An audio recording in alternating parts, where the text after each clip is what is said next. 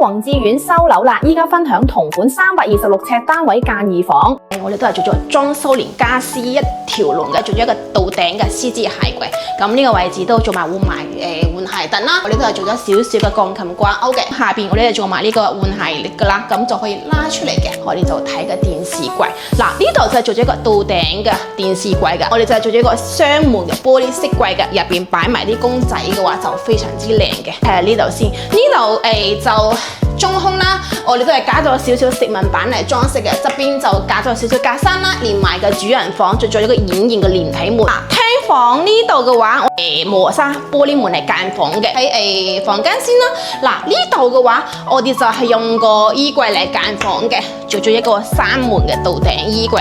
睇翻呢個位就做咗一個3尺嘅地台床，去主人房望一望先。我哋就係做一個5尺嘅地台床，床尾嘅話，我哋都係做一個吊櫃嘅。呢個位置就做咗少少凹位啦。呢個位先，呢個位我哋做咗一個長嘅2米嘅到頂大衣櫃。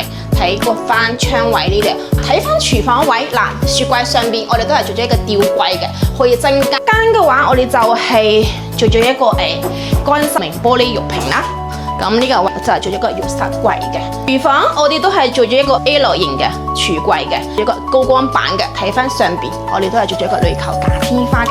朗天苑、裕興苑，我哋都有做設計案例。中意呢啲風格嘅話，就可以快啲揾我哋啦。